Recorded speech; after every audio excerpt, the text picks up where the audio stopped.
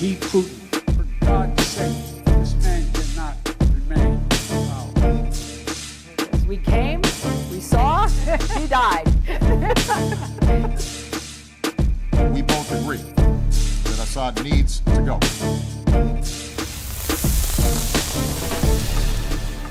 You know, fuck the EU.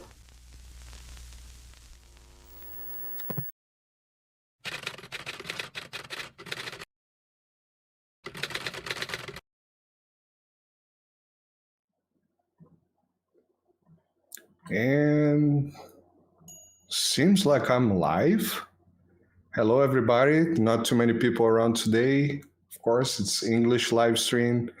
Then I'll have to subtitle it and all is going to be good. So tonight we are going to have another episode of the series that I thought about, which is called Prelúdio to World Wars. Of course, in Portuguese, Prelúdio às Guerras Mundiais. Which we are going to analyze and take a look at the scenarios around countries and places that were involved mostly on the big wars, World War I, World War II, Napoleonics, and any big war, even Yugoslavia has been thrown here at some point. And try to draw some parallels with the situation that we are seeing today in the world, especially what we are seeing in Ukraine and what we are seeing in Gaza, of course, and even Taiwan. Why not? Not yet, but why not? So tonight we're going to talk about Poland. I have today a guest that has been here before in the Winter Latina show. We have the episode. You can go there and watch this very good episode as well. Mateusz Piskorski. He's a political scientist from Poland, of course, and journalist, columnist, and editor of Myśl Polska. And he will correct my pronunciation later, of course, which means Polish thought, and has a YouTube channel called Wbrew Censurze, which is against censorship, something in the lines of against censorship or no censorship or sem censura for us in Portuguese. And so without further ado, I'm going to bring Mr. Piskorski to the screen. Hello, Mateusz, how are you doing? Hello, thank you for the invitation, and I congratulate you speaking Polish without any accent. And that's a shame for me that I do not speak Portuguese, but maybe next time I will learn at least several words. Which is very important point as well. In the Winter Latina show, we point out that you are also a polyglot. So perhaps next time Portuguese will be on the list. Unfortunately, I speak mainly Eastern and Central European languages like German and Russian. So which is close enough. Which is close enough. That's where you are placed. So, Mateusz, I have this idea. I had explained more or less what is the idea. And today I see Poland having a great or a major participation on what is going on in Ukraine. And of course, for us in Brazil, of course, this video is going to be to every Portuguese-speaking audience. Will be subtitled later, but of course, everyone that speaks English will be able to watch it as well. But for us in Brazil, I mean, I never studied history as a major subject. It was always a school history, so this is my background. Zero. And we learn in school about the big wars of the 20th century. We basically learn the triggers. So World War I, Franz Ferdinand, he got shot, we all died. And then World War II, Germany decides to invade Poland, and we all died. That's basically what we learn. Of course, there are some more nuances in the teaching, but not too far from that. It's like it started like this, it ended like that, and that's how it happens. And learning recently, starting to learn and talking to a lot of geopolitical analysts and historians and everyone, we see that there are a lot of nuances, especially what was happening before what happened. Nowadays, we have some movies showing how the British had a participation in the negotiations between Poland and Germany, and most of what was going on in that area. Well, a little bit of what was going on. So I would like to understand, in a Polish perspective, what was the climate in the zone in Poland and Eastern Europe before the wars? It's a very interesting question. Nevertheless, I would start with saying that I perceive all those world wars as a kind of process. I mean, it's not a single event that starts, ignites such a global war or partly global war. If you want to burn a wooden house or building, what do? You put the fire in different places. You create flash points, igniting points in several places, in different places of the roof, on the walls, and so on and so on. Otherwise, the house will not burn completely. And the same happens with world wars, in my opinion. If you look at World War II from the Polonocentric view, of course, it has started the first day of September 1939. If you look at the point of view of our neighbors, like Czechoslovakia, it has started at least 1 year earlier, when Germany, actually occupied a large part of the territory of Czechoslovakia, and then practically destroyed the Czechoslovak statehood. If you look at from the point of view which is non-Eurocentric, you will notice that the war has started, the Second World War, already in 1936 with the first conflicts, fierce conflicts between Japan and China. So you have a lot of flashpoints. Poland was one of the flashpoints. Of course, we can say that from our perspective, everything started on the first day of September 1939. But from the perspective of, let's say, Russia, the war has started, according to some, at least on the European theater, in 1941, after the Nazi Germany invaded in June 1941, invaded Soviet Union. Yes, so there are different perspectives when it comes to world wars. The question is if Poland was important from that perspective, from European perspective, if it was an important flashpoint. I would say that yes and no, because what happened to Poland was a kind of consequence of, I would say, completely ignorant policy of the Polish authorities. The foreign policy of pre-war Poland was a policy of balancing between Nazi Third Reich and the Soviet Union, without understanding that at a certain moment you have to choose an ally.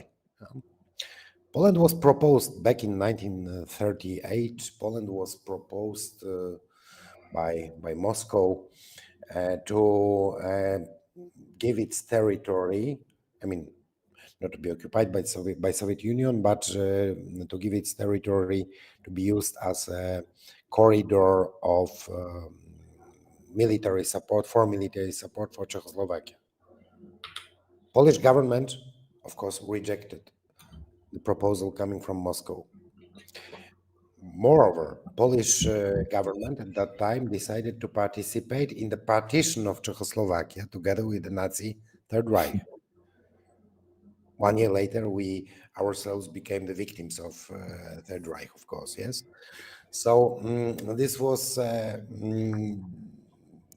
let's say, completely absurd foreign policy of Poland, which led us to the status of one of the first victims of what has happened in Europe back in late 30s of the 20th century. We should always look at the reasons, yes, because the history, if you do not analyze it, if you do not study it, often repeats, as we say, yes, and sometimes as a tragic farce, to quote the classics, and sometimes as a tragedy as such, yes. The Polish history is full of such of tragedies, partly because we are ignorant of our historical paths from the past, our historical experiences. We are blind on those experiences, and we just repeat the mistakes. We repeated the mistakes. I mean, in 1939, we repeated the same mistakes we were made back in 18th century, in 19th century. The Polish uprisings against Russia in 19th century, which were actually ignited by the Anglo-Saxons and partly funded by the Anglo-Saxons. Things were very simple. I'm looking back at the 19th century, right? So the Anglo-Saxons waged their wars and played their big game with Russia for the territories of Central Asia, the territories of modern-day Afghanistan, and so on and so on. And they just wanted to create troubles for Russia in the backyard. And that's why they inspired several uprisings here in Poland, yes. The same happened later in the 20th century. We were used and abused by external powers. Actually, if you look at the history of the World War, that's, if you don't mind, I would also ask you a question. Tell me, please. Such an opportunity from a point of view of Brazil. What was the crucial moment of the Second World War? You are not affected by it, so it's... Yeah, exactly. So Brazil was basically minding its own business. We can see the type of news that you would see in some parts of Europe before World War, talking about the mustache guy and how Brazil could build economic or ties or make business. I mean, it's not a big issue, but we could see the kind of thing, this kind of news, not distancing Brazil, like Brazil was not completely ignoring Germany, like sanctioning Germany or blockading Germany, and it to a certain degree, and that's where I'm very ignorant. So I'm going to say my perspective. Basically, Brazil joined there's even I'm gonna tell you a tale that is fun. The Brazilian forces that went to Italy. So Brazil basically sent 30,000, about 30,000, if I'm not mistaken, forces to Italy. Their logo was a smoking snake. And the smoking snake is because someone at some point said that Brazil will only join World War II the day that the snake smokes. And so they brought, and it was a quite successful campaign, actually. Brazil did what it has to do. It was not a huge force, but it didn't lose too many people. I think it was in the numbers about 200, 300 people, Brazilians that perished there. Among 30,000 is not a huge number. It can go up as much as 500. So let's keep as much as 500. So basically, Brazil was minding its own business. At some point, seems like a German ship attacked some commercial ships of Brazil. So that's what for me, it smells like a false flag. But I cannot, of course. This is just, I cannot say it is. So Brazil was basically dragged into this.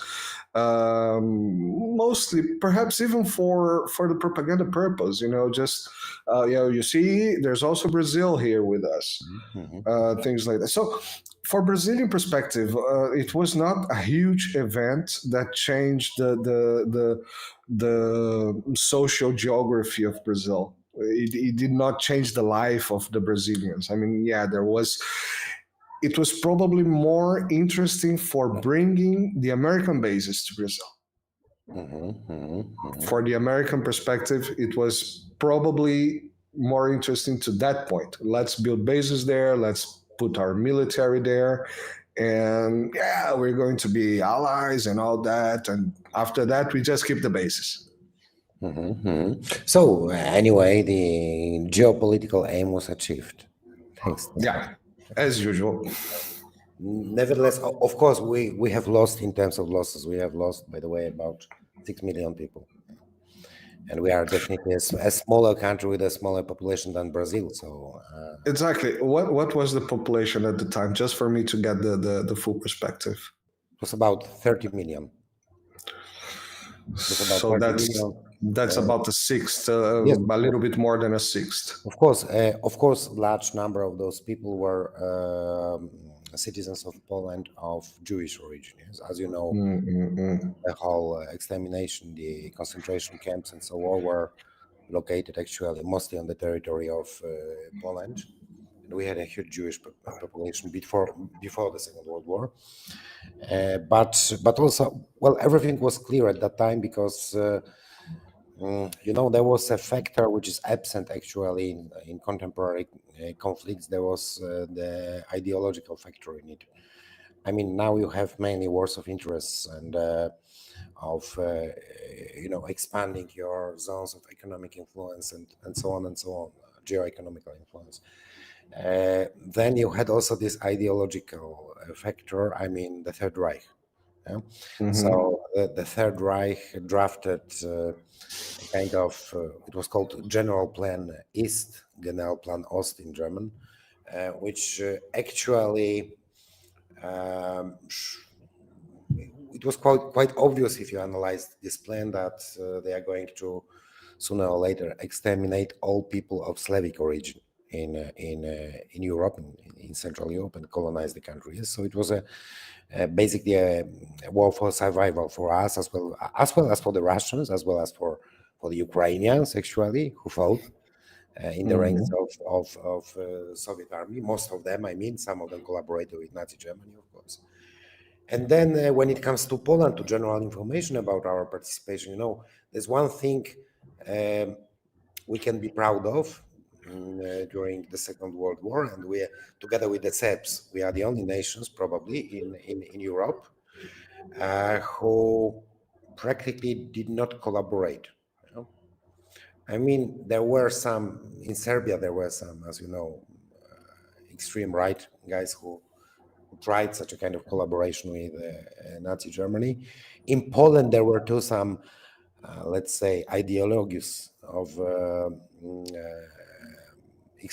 not extreme right, of conservative right, who tried to approach Berlin, but Berlin was not interested. I mean, the Nazis were not interested. So actually, we did not collaborate in any kind. Of course, nowadays some people try to find that there were some guys of Polish origins in the ranks of Waffen-SS division somewhere. Yes, and it is possible, of course. Yes, because as you know, our part of Europe is totally mixed when it comes to cultural, language issues and so on. I myself, if I would like to bore you, I would tell you the history of my family with several nationalities there and so on and so on. Please, including the nationalities of the biggest enemies of Poland. Yes. So, nevertheless, it was not so easy, and however, we did not collaborate generally as a country. Poland managed also to create a kind of unique, yes, it was a unique experience, I guess. Let's say underground structures of the resistance. it was a kind of, like a state with the courts, with schools, secret schools, and all the infrastructure, I'd say. Of course, also the Serbs did that, partly, we know that. And the Belarusians did it perfectly as well. So we managed to create that. And then I'm telling you about things which are of extreme geopolitical importance. And then we again made a mistake. I mean, not we as people, but let's say the government in exile, controlled by the Brits, which was based in London at that time. In 1944, we already knew that the Soviet army is approaching and taking some parts of liberating some parts actually of Poland from the Nazi occupation. And just before they came, on the first day of August 1944, London coordinated authorities decided to organize an uprising in Warsaw, in the capital city of Warsaw. The result was that they practically destroyed, in 95% of the city was destroyed by the Germans. The result was that around 250,000 were killed, murdered by the Germans. So practically, if you travel now to Warsaw, you cannot see the old town, the old city, because it does not exist. Yes, It was completely destroyed at that time. That was another mistake, maybe not a mistake, but a provocation of some external forces. Different authors write different things about that. Nevertheless, the uprising as such, of course, ended as a tragedy after 63 days. And now, what do? Again, the officials in Poland tend to blame Soviet Union for all the tragedy, of course. Why not? Yes, they claim that Soviet Union did not come to help the uprising and so on.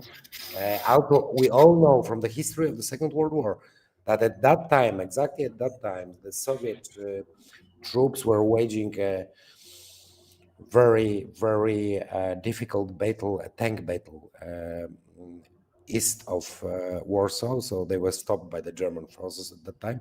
It's quite obvious. Nevertheless, of course, now they are blamed, even not the Germans as much as Soviet Union, because we have Soviet Union and Russia. So the Germans came in, made a massacre, but blamed the Soviet Union. The Germans came. The Germans controlled the city because it was exactly. They were already there. The uprising started, and that would be also hard to understand for Brazilians watching us, I guess. Maybe someone has visited Warsaw. I've been to Warsaw. It's a beautiful city. Yeah. Maybe you have seen a small statue, a monument of a small participant of the Warsaw Uprising, a child. I don't know, maybe 7, 6, even years old. Hard to say. Nevertheless, a child, a boy. I remember this statue. I didn't know it was. I didn't know the story about it. Keeping the machine gun, which was actually bigger than him. Yeah, and what's quite. It's a kind of macabre, I would say. The whole tragedy and the whole absurd for me, even for me as a Pole, yes, is that we are proud of that. Yeah, a lot of people here are proud that they have sent their small children, of course, without any machine guns, because they didn't have weapons. Those who are participating in the uprising, yes. So they sent them for death, against the tanks with bottles with some petrol and so on. So it was. There's a book in Polish language. It's hard to translate for me to English. The title of the book by one of our political thinkers, realist political thinker, Aleksander Bocheński, who has written a book about the history of ignorance in Poland. And he has written also another book, a brochure, about suicidal tendencies in the Polish nation, of the Polish nation. Oh wow! It was a kind of national suicide, he claims. And Yeah, there's I don't know, I don't remember if I mentioned this in the other video that we did with Nina. There is this Animaniacs cartoon that kind of it's a 2-minute cartoon kind of explaining Poland, and basically there's Napoleon running over, and then someone else running over, and then the Baltics running over, and then Russia running over, and then Germany running over. So basically Poland's always being running over by someone. And when you use this expression, a national suicidal nation, perhaps what brings to my mind, what clicks me, is that perhaps it's not just the others running over, is the government always being taking bad decisions, or by itself, or by being made to do those decisions by other powers that be on the moment. There's an old Polish proverb, but it's also a kind of principle in international relations, at least in the realist school, that you should look and search for friends nearby in the neighboring countries. And if you necessarily have to have some enemies as well, you should look for them far away. And Poland does the opposite. I mean, we always look for allies far away. Really not allies, of course, but yeah. Very, very, very far. I think everybody got the quote unquote on that. First it was London. Nowadays it's Washington, of course. Times are changing, but the Anglo-Saxons are the same.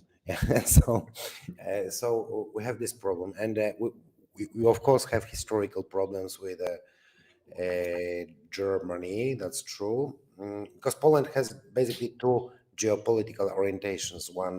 One used to be called the Piast. Why Piast? I know it sounds exotic. Piast was the name of the first Polish dynasty in the Middle Ages. So they were oriented westwards. They were trying to expand westwards on the territories of today Germany. There were some Slavic tribes living there, and they were making alliances and so on. Nevertheless, they were not looking eastwards. And then in the end of 15th century, we had another dynasty. That was Jagiellonian dynasty, which was actually Lithuanian when it comes to their background, cultural, ethnic background. So it was not Polish, it was Eastern Lithuanian. And there were, by the way, there was no such thing as a Lithuanian nations back then.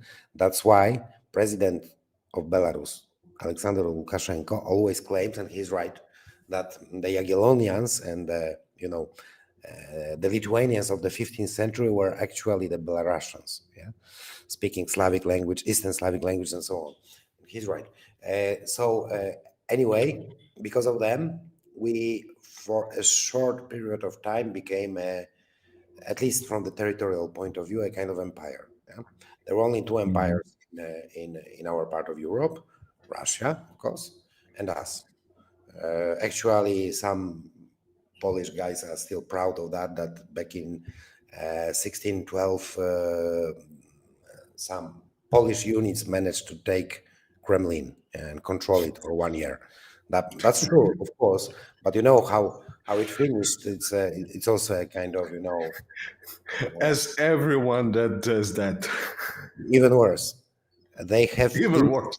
They were under siege in Kremlin by the Russian Liberation Forces, and they went as far as cannibalism because they had nothing to eat. So that was the story of the Polish expansion. And actually, it was a kind of very interesting expansion because it was not a state expansion. Poland was one of the very few examples back in 16th, 17th century of a decentralized empire, which means that the central authority was very weak. The king didn't have any funds, any army, and so on. But they were on the territories of today Ukraine, as we expanded eastwards. There were Galicia. Huge Galicia and even eastward. Okay. They were huge. We had Kiev even at that time. Yeah? Oh. So it was within the borders of the empire, yes. But they organized their private. I mean, the aristocrats, local aristocrats, latifundists, I would say, organized their private armies, and all this plan to capture Kremlin and so on was actually funded and organized by private latifundists, not by the king at that time. So they even didn't care about the king and his opinion about that. Yes. So it was like that at that time. Nevertheless, it is one of the why I'm telling about that might be boring. No, this point is extremely interesting for me, because this I don't want to build parallels with Brazil, but that's a parallel with Brazil, where we have the latifundiaries basically ruling the country, and a president that is there. Yes, that's a similarity, exactly. So then when we turned eastwards, yes, with all this expansion, we were a kind of natural foe, natural enemy, and rivalry between us and Moscow was something natural, yes, at that time. And from that time, on the one hand, that's also very strange. On the one hand, we have a huge respect in Moscow. When I talk to my Russian friends, they are always reminding me the fact, you are the only empire besides us in this part of Europe in history, and so on and so on. Yes. Because for me, it's funny because it was back in 17th century, so it's not important anymore. And on the other hand, in Poland, since that time, with the help of, let's say, Anglo-Saxon inspiration again, we have this deeply rooted Russophobia, against them, on the very deeply rooted historical basis, those remembrances about our empire, they took from us our empire. So this is not about, I mean, nowadays in contemporary times, this is not about Ukraine. I mean, Polish people do not care about Ukrainians, to be honest. They have this deeply rooted phobia against the Russians, and this is the issue. Of course, external factors are most important, but this is also the issue. External factor, I'm always talking about, for instance, if we discuss color revolutions, the so-called revolutions, yes, I had even several, discussions with very controversial debates with some Russian experts, for instance, or Serbian experts. They were saying that, okay, the Anglo-Saxons come, they have the handbook by Jenny Sharp, and they organize a color revolution. No, it's impossible. You are able to organize a color revolution if there is social basis for that. As it was in Ukraine back in 2014, and so on and so on. And you can organize a Russophobia-inspired foreign policy if you have the basis. So in Poland, we have the historical basis of the resentments, and some people come from abroad, some external players, knowing our resentments, they use it against Russia in our contemporary world. Yeah, that was the case several times. We are talking about Second World War, about the uprisings, and so on. So in several cases, our deeply rooted historical resentments were used by external powers. That brings me to a very interesting question, I guess, because this is the point. You cannot. I always say you cannot just build up a revolution out of the, actually, when you started talking about, the sparks of fire to burn down a house, it actually gave me goosebumps. I don't know why. It was like, wow, that was an amazing the definition of what's going on in a very simple terms. And I could actually picture this in my mind, the house being burned down by small sparkles of fire. And what I usually say, I mean, if people are happy, whatever the situation is, if people are happy, they have food, they have health, they have jobs, they have what to do, they can spend money with decent things, they don't have to buy Ferraris, but they can have a car, they can travel on summertime. It's impossible. It's simply impossible to build up a revolution like that. To put in the people's mind that things are too bad, that they have to go to war, that they have to revolt, that they have to take down the president.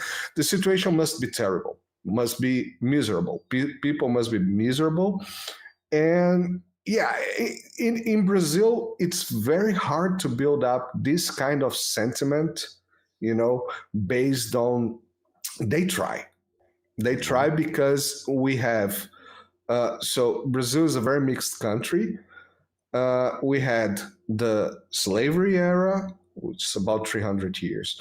And we have, of course, the original genocide of the indigenous people. Mm-hmm. So we still have indigenous people, and a big part of the population it's made from the descendants of African diaspora, of the slaves.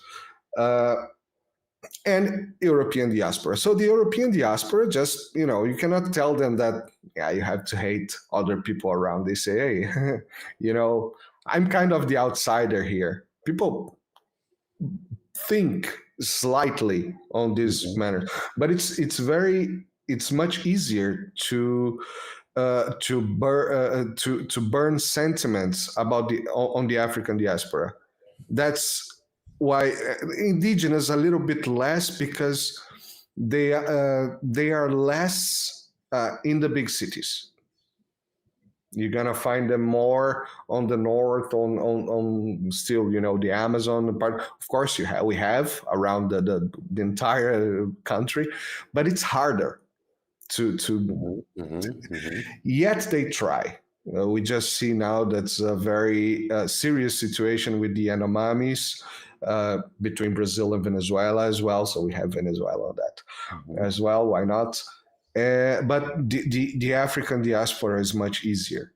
You come with all these things of reparations, and not saying it's right or wrong. I'm just saying that is how they build the sparkle of fire. Mm-hmm. Here in Europe, people, my personal view when I came here. When I got here, I started thinking, well, there's something interesting in Europe that every country that I was in, they are from Portugal, we are from France, we are from Italy, we are from Germany. But everybody was thinking, we are Europeans. So that was kind of a perception that, everything is, everybody kind of perceives itself as European. After a while, I started seeing that, Germans hate Italians hate the French hate the Germans hate everybody else. And I was like, this is a keg of powder. It's not even a wooden house. Yeah. And it will be a controversial thing, I'll say now.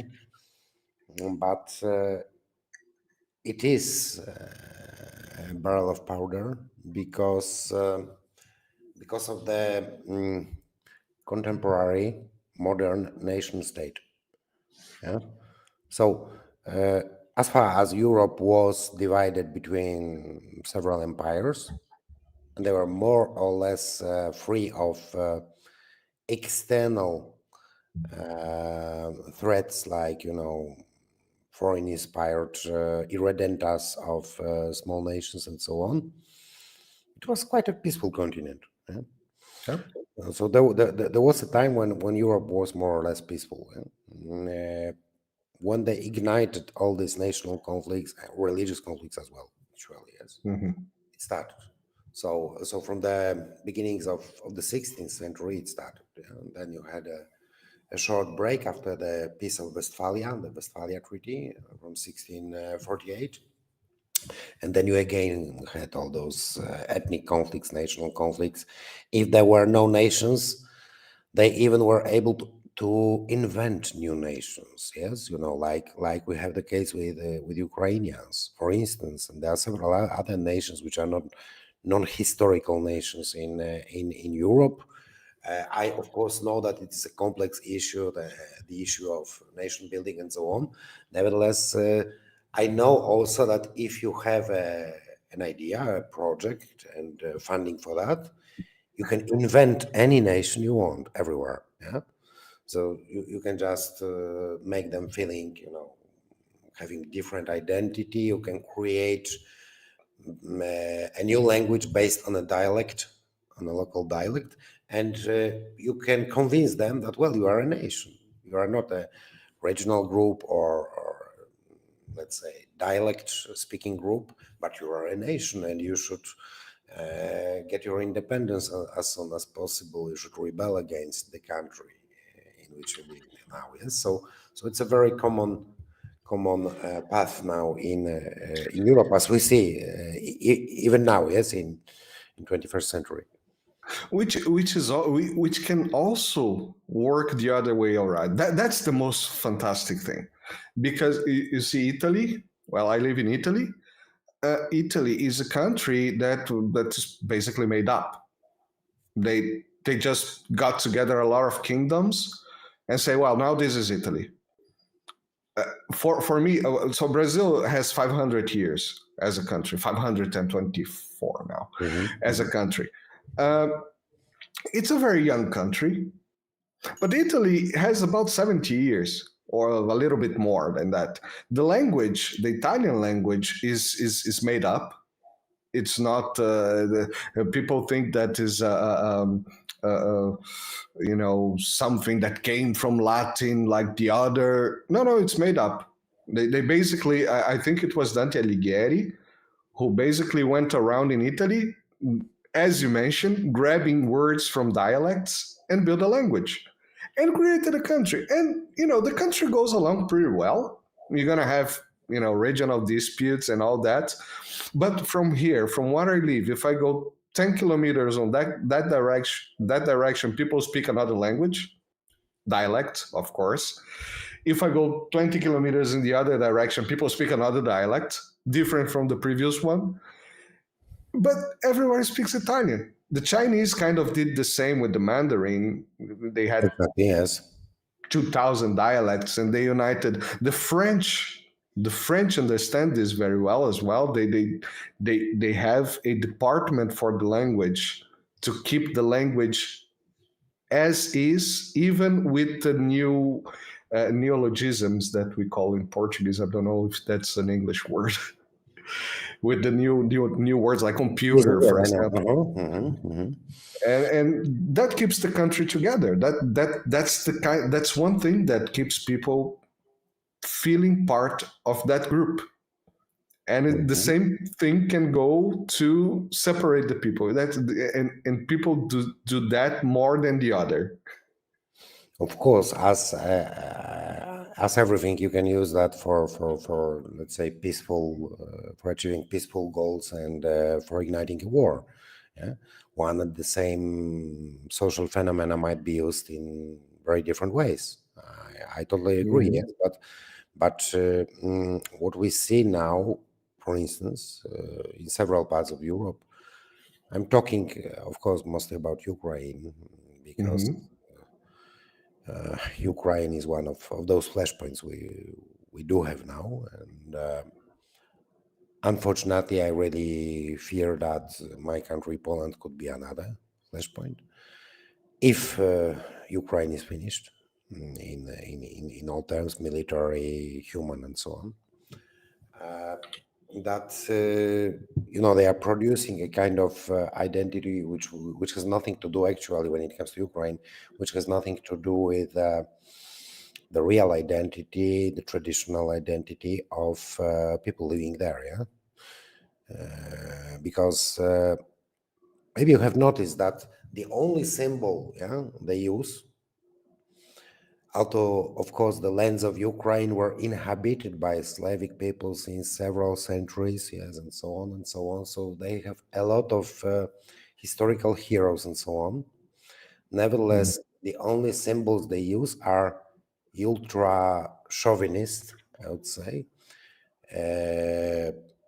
almost Nazi roots from the times of the Second World War. Yeah, it's also very important for Poland, by the way, because they are praising now in Kiev and on the official level, even a former Minister of Foreign Affairs has lately praised in Poland. Being in Poland, he has praised or he has practically neglected the fact of genocide, yes, on the territories of nowadays Ukraine, genocide of the Polish people, not only the Polish ones.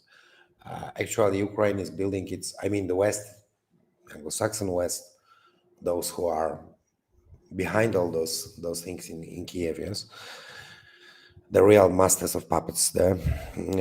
So they are building their identity based on the most extreme, the most chauvinist ethno-nationalism you could imagine, yeah? Which is an absurd. And then you see the members of different ethnic minorities coming from Ukraine, like President Zelensky, former president, excuse me, since 20th of May, yes, according to Ukrainian constitution. Actual dictator Zelensky. Yeah.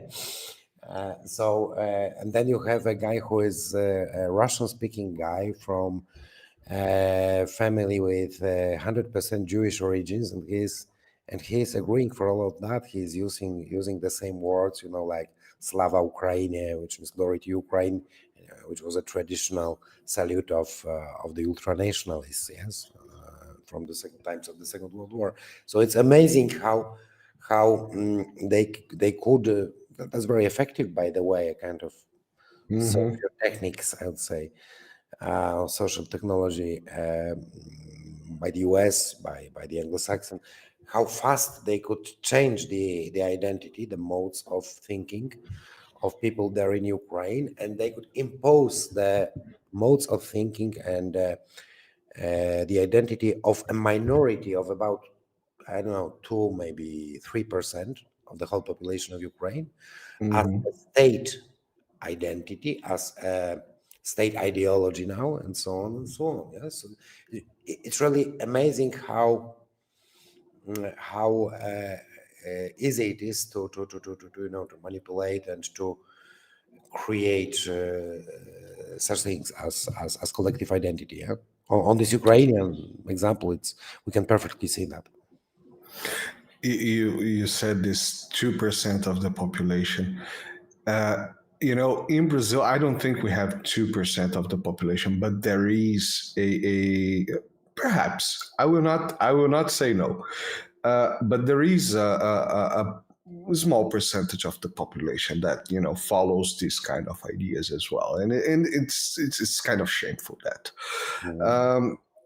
Most of Brazilians, as my understanding, of course, Brazil is a huge country, and I'm from Rio de Janeiro, so I can mostly speak about Rio de Janeiro, and of course, people that I know from here and there, and their perceptions, their own perceptions, but it's not any kind of official number of anything.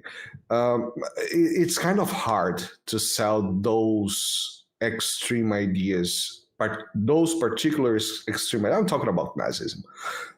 It's kind of hard. We even have a smearing term for people for Brazilians that kind of think that way. That is the Nazi Pardo, which is the Pardish. So basically mixed people, pretending to be the pure race or something like that. But there is the question that comes to my mind that I have been trying to understand. As you said, the former, what was it, Kuleba, right? That went Yes, to Kuleba, exactly. Kiev, Mhm. and he tries to ignore the genocide of Polish by the which was a rough one. Was that the one with the women were kind of singing while people were slaying people, right? Well, it's one of the biggest tragedies for us because on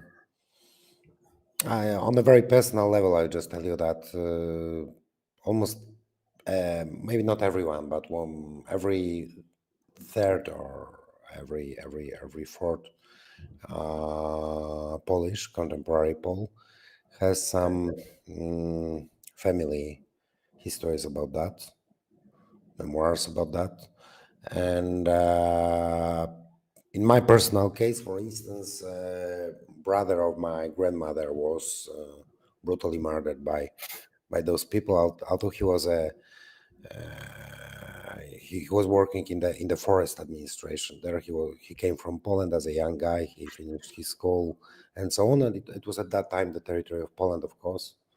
Then it fell under occupation. So as he was a low-level worker of administration, of the forestry administration, he didn't have to escape. He stayed at his place, and he was not murdered by the Soviets or by the Nazis, but he was brutally murdered, as well as his family, by the Ukrainian ultranationalists. Yes, so that's the problem is that due to political correctness in contemporary Poland, due to the instructions coming from abroad, unfortunately, for our ruling class, I was participating back in July, yes, when we had an anniversary of the hugest massacres from the time of this genocide.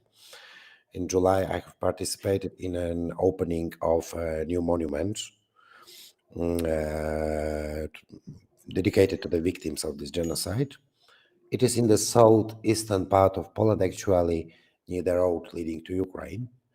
Nevertheless, it was opened only thanks to private sponsors, some local village administration who decided to give some small part of territory compound for building this monument and so on, and not a single representative of, although it's the biggest monument in Poland of such kind, connected with this tragedy. Not a single representative of central government came. Can you imagine? On the same day, we had Zelensky coming with a official visit to Poland, and I was just wondering, yes, if he would like somehow to show his humane face and so on. On that day, together with his Polish counterparts, government counterparts, he should just come and say that he's, coming to commemorate the Ukrainian victims, because not even the Polish ones, because several dozens of thousands of Ukrainians were also killed, executed by these ultranationalist groups. Yes, for instance, if you at that time, if you were accused of having a love affair, yeah, with a Polish girl, and you were an Ukrainian, you were also murdered, yeah, by them. Or just having Just friendly relations with your Polish neighbors, yes, or having friendly relations. I'm not forgetting about other nations with Jewish people living there, Czechs living there, small group of Russians living there, and so on and so on. Yes, so this was kind of such kind of an ideology. That's why just to come to some conclusions about the contemporary situation, just where I would say that we have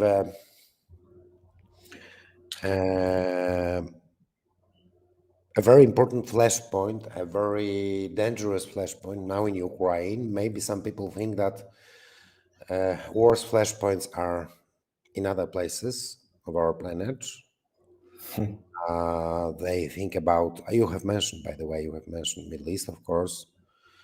And you are right, but Middle East is, I know it sounds cruel, yes, but Middle East is somehow get used to the situation they are in, yes, since 1940. For the last 70 years, yeah. 48 years, they are massacred, they are occupied by the Zionist regime and so on.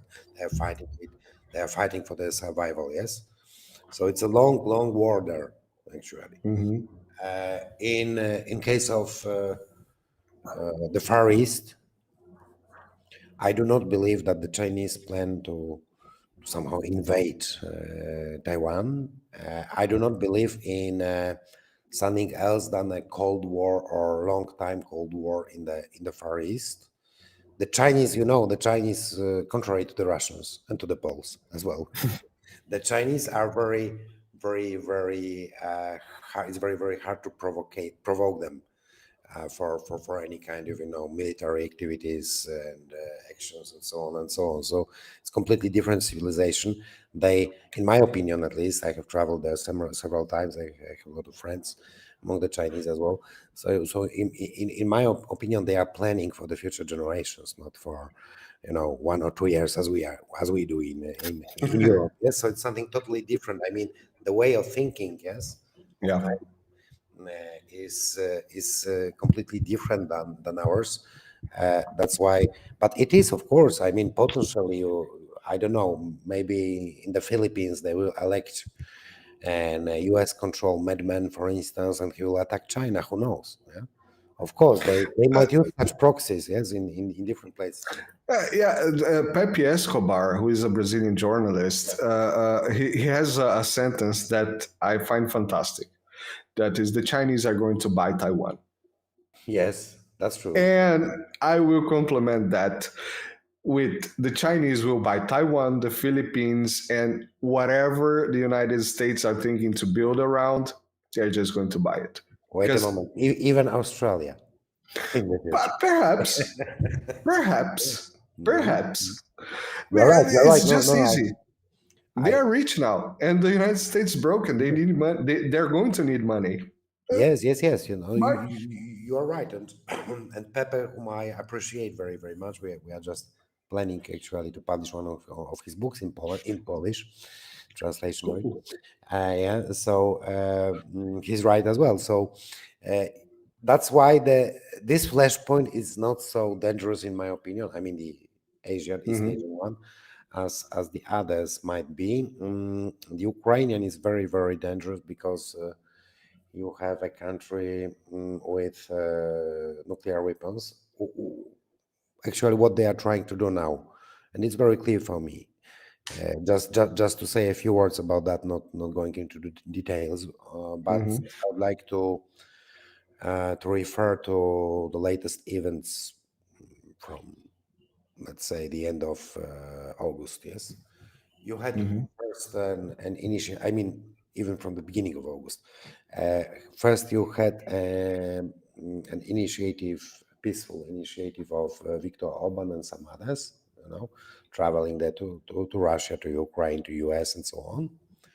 When the war party, let's call them war or escalation party, found it out that it might be dangerous, that the war might be finished, they pushed Zelensky regime to organize this attack on the international recognized territory of Russian Federation, which means the Kursk region. Yes, it was at the same time. It was not a coincidence. I mean, we had several more or less confirmed information that perhaps in Doha, in Qatar, there should be some negotiations in the autumn, in September, October. And then suddenly you have this, offensive of the Ukrainians, which is completely absurd from the purely military point of view, because they're losing everything in Donbass. Yes, Mm-hmm. So it was quite obvious that it is just a provocation, yes, to not to end the war, not to start the negotiations. Another example from the latest days. You had this. It was not even a peaceful initiative. It was an announcement that a peaceful initiative is being worked out now by the German government. And it was an announcement in one of the interviews of Olaf Scholz, Chancellor of Germany. And when Olaf Scholz told that, immediately, as you have noticed, there were, the whole wave, dozens of publications in English-speaking leading mainstream media about the Iranian ballistic missiles being transferred to Russia by Tehran and how dangerous it is. Then you had the visit of Blinken and David Lammy, the foreign office chief of UK, in Kiev, and let's say their statements that, well, because of those Iranian rockets and missiles and so on, we will have to agree, give our agreement to Kiev to use our weapons, for instance, the Storm Shadow missiles, cruise missiles, to attack the Russian territory, the international recognized Russian territory. Why is it happening? Because Olaf Scholz told that he has an idea for peace initiative. Yeah. So there's a huge war party in different parts of the world. I'm not talking that it is limited to the Anglo-Saxon world. I perfectly know that it also exists in Russia, actually. Yeah. We have people there, and mostly those are people who are, of course, earning money on that. Yes, let's be honest about this. I mean, the Americans, mostly those are people who perceive their short or medium range interests as waging or igniting another conflict. I even don't think that they are planning a world war, actually. I think that they just want to continue this war, but at a certain moment there was a ladder of escalation concept by Cohen, if I'm not mistaken, one of the American political scientists back in the 50s during the Cold War. He created quite an interesting concept. So there's this ladder of escalation. They are even not noticing that they are higher and higher on this ladder of escalation. And at a certain moment, you have already a level of escalation which will bring us inevitably, if we are getting higher and higher on this ladder, to world war and probably to a nuclear war as well. Yes, because for instance, now they are checking the red lines. Moscow is talking a lot about the red lines. Yeah, and actually, even today, I spoke to my relatives in Russia, and they told me that even very moderate people there in Russia, very let's say liberal, pro-Western in the past, actually. Yeah, Like, before. Like the members of big city intelligentsia and so on. Yeah? They are talking now that Russia has to retaliate after what is going on. So because Putin is talking about the red lines, and there are actually no red lines. Yes, talking what the people say there. Yes, so the collective West or the Anglo-Saxons as its core are trying to do everything to provoke Russia to use at least tactical nuclear missiles. If Russia uses them, then we have world war. If we are talking about world wars, and again, my country, because we have started with my country, Poland. So let me tell a few words again about Poland. Just today, yes, we have learned from State Secretary Blinken, who visited Warsaw, of course, after visiting Kiev. He congratulated us, that we provide 80% of our supplies to Ukraine. I mean, via our territory. via a territory of Poland, Ukraine gets 80% of military supplies. So, in case of escalation, First one to get hit is Poland. of course, the south eastern part of Poland would be destroyed. From a very logical, let's say, military point of view, it's obvious, yes. And again, if Poland would be a sovereign country, striving for peace and for peaceful solutions, Poland would do the one thing which would finish the war. It would be even more effective, than Donald Trump, who promised that he will finish the war in 24 hours. Yes, we could do that faster in Poland. We would have just to close the border and the airport used by the Americans for military supplies for Kiev. But of course, we could do that if we would be a sovereign country. Yeah. Unfortunately, we are not. But I really envy you that Brazil is, let's say, one of the poles in the new multipolar world. Poland is unfortunately not such a pole. Or okay, I see your reaction. So It's debatable. okay, but Brazil has the potential. At least it's the BRICS, which is impressive for me. And, we could just do one little thing and become sovereign and be on the right side of history. We are neglecting on doing that again, but it's all right. It will come the time. People are starting to, these small movements are starting to build up in Brazil. Like me, like I'm not even there, but people like me, this channel, other people, that we have groups of channels now that we talk between each other, and we are building a type of movement for that. We're trying. We don't know if it's going to work, but we are trying. It's the least we can do is to try.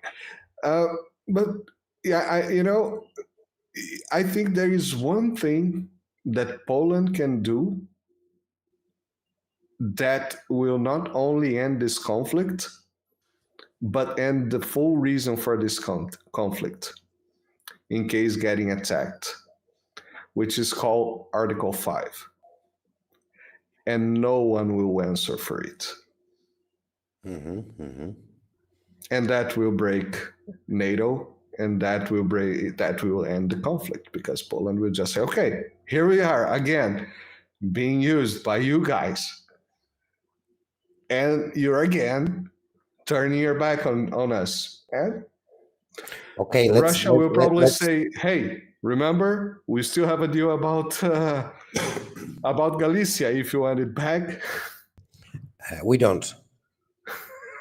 We don't. I mean, the Russians several times when I was talking to the Russians, even to very well-known Russians like Vladimir Zhirinovsky, who has passed away. Anyway, he was one of the most controversial political figures there. And he once told me that take back those territories of Western Ukraine. And I just told him that, okay, we'll take the territories if you take the ultranationalists from the territories. Okay, because we don't want them on our territory. Anyway, we don't want any. We feel that the problem is, maybe I'm very modest, but I'm myself as a Pole. I really feel very comfortable within the boundaries and on the territory we have now. It's really great for me to develop this territory, to see it developing from the point of view of infrastructure and so on. And I'm glad with that. I don't want anything. Particularly, I don't want, the Ukrainian territories, which are underdeveloped, which are the poorest regions in Europe nowadays. And it's not because the Russian aggression. It's not because the Russian shelling, bombing, and so on. It is actually, I'm talking about the western part of Ukraine, which is one of the most underdeveloped regions in Europe. The last time there were some investments, the last period of some investments there was the period of Soviet Union, actually. So it's since it collapsed, it's ruined, completely ruined. Yeah? We don't want that. Let us stay on our territory we have. But when it comes to Article 5, just to finish in a more optimistic way, optimistic for us. Thank you for the idea. Nevertheless, I would suggest testing this idea on some smaller countries like Estonia, Latvia, maybe Lithuania, and not enough. That's yeah. It's also funny there. I had I have a couple when I was playing games online many years ago. I had some Latvian friends, and I am always curious about society and people from different places. I don't have time nor money to visit all places in the planet, so I tried to ask questions when I could. And the fun part of it for me is seeing that. So this guy was born in Soviet Union, and then it broke apart, and he was saying, well, many of us still have passports from Russia. We could choose to have passports from Russia. Many of us speak Russian. Many of us here, I don't know how it is in the general. That's him. He also had some chinchillas as a pet, which was very cute and abnormal to me to see. And so it's funny, exactly as you mentioned, how quickly things got so bad on people's mind because just yesterday, I mean, I was alive. I'm 43. I was alive when the wall was taken down. Everybody was happy. We were seeing on TV, all that, all cute. But people were living there, and people were raised in a culture. We see even what's the name of Kaja Kallas. Mm-hmm. From Estonia, exactly. Yeah. Mm-hmm. From Estonia, exactly. Kaja Kallas is such a Russophobe. And then you find out recently came to the surface that her parents were working for the government of the Soviet Union. They were living a decent life. I have, the propaganda that we hear on the West, on Brazil, I would say more about Brazil, is that, when the wall was taken down, to which side people run. Well, most of people who stood on their side the war. In both cases. And I have friends, I have Russian friends from the old Soviet Union. They say, look, life was, even Nina, she said that a couple of times here, life was pretty good until a couple of months before it collapsed. It was sudden, poof. There's it's a perfect example when it comes to the devastating results of what has happened after the collapse of Soviet Union. Latvia, Estonia, to a lesser extent, Lithuania. There's a word in Russian and in Polish as well, because we have quite similar languages, as you know, which is wymierate. It's a mixture. Wymierać means to die, to be extinct. Yeah? Okay. And Emirate, it's Emirates. So we are calling them Deaf Emirates, something like that. Yes, because they are dying. I mean, their population is decreasing so rapidly. Their population is, decreasing not because of, any kind of aggression, war, pandemics, and so on. They are just immigrating from there. Some of them emigrated to the West after they became members of European Union. Some of them decided to emigrate to Russia because, not only because the economic situation, but also because of all this wave of discrimination of Russian-speaking people. Although, for instance, in Riga, the capital of Latvia, the majority of people speak Russian, as well as in other big cities. Yes, and nevertheless, the minority, as it is in Ukraine, we were talking about Ukraine in the beginning, the minority can organize a system of repression against the majority. I have a lot of friends in Latvia, in Estonia, in Lithuania to a lesser extent, because Lithuania is a little bit different. Nevertheless, I have a lot of friends in all those three Baltic states that are serving their sentences in prisons and so on, just for voicing their opinions, which the authorities deemed to be pro-Russian or pro-Kremlin and so on. Yes, so it's a really serious issue. You know, we are also talking about forcing these people who leave to leave the country. Yes, because even some, for instance, maybe you know him, or some of our viewers know him, heard about him. I have a friend, Algirdas Paleckis. He's 100% Lithuanian. He's not a Russian. Because he speaks Russian as a former diplomat and so on. He was a young, promising diplomat back in the 90s, 2000s. And just for voicing his opinions about some historical events, he got sentenced for 5 years prison. Yeah? And I'm just wondering, I don't have any contact with him because it's impossible as he's in prison, but I'm just now wondering what he will do when they leave him out of prison, yes, when he's free. And in my opinion, he will choose Russia. Of course. A Lithuanian patriot, because he's a Lithuanian, he's a Lithuanian patriot, but he cannot live in his homeland actually, to live freely there. So, but it's a topic for another discussion. Yeah, I'm sorry, I forgot to ask you your time availability. It's getting late as well. Unfortunately, I have another recording till late night. Yeah. Nevertheless, if you are interested, we can continue anytime. And I think that there are a lot of topics we could still discuss. Yeah, I had one last question, but I will leave for another topic. This was a fantastic conversation, as the other one. It's been a pleasure. I'm sorry that it took me too long to contact you, actually, because I've been always thinking, write to Mateusz, and just people jumping in and a lot of things happening in I have the personal life as well. But you know, I first and foremost, I will ask you for an interview about Brazil for our channel. So I don't speak Polish, but you speak Polish quite well. So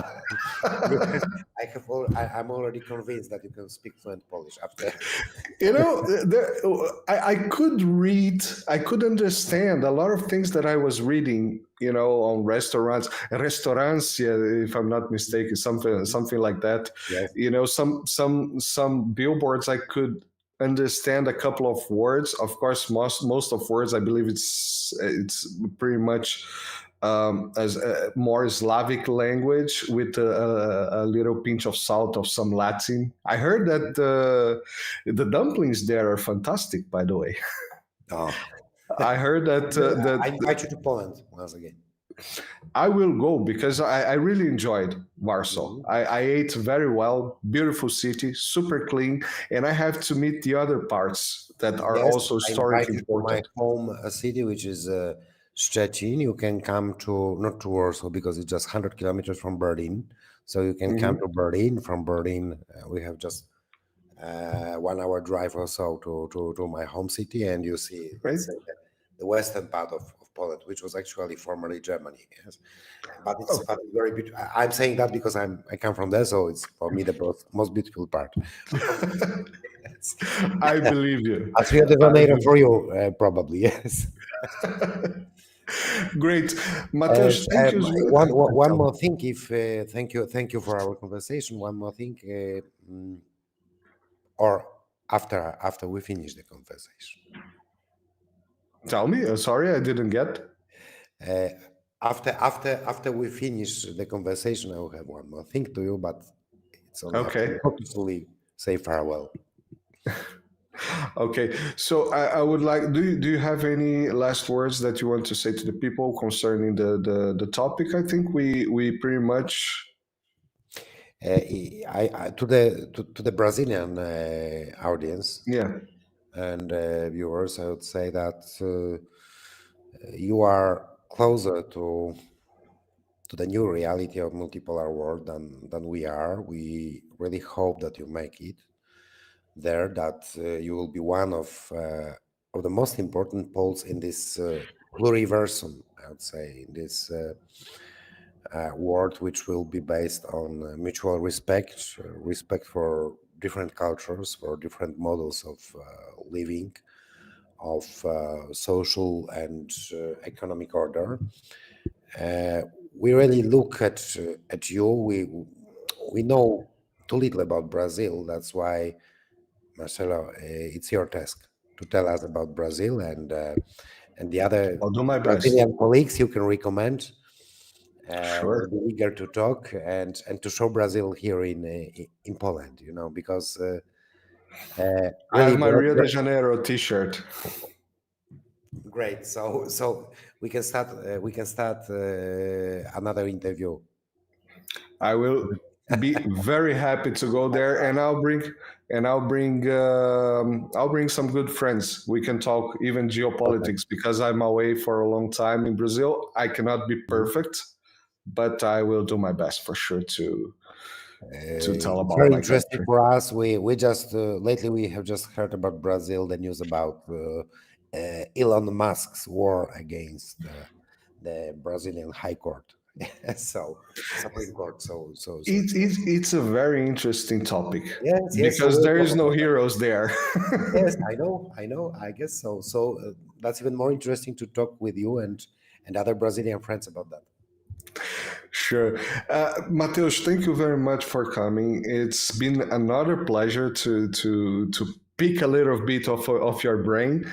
And the knowledge about Polish history is very important for us to understand a lot of what's going on, and understand a little bit of our realities in our countries as well, because a lot of things that you say there, we can very easily talk about Brazil as well.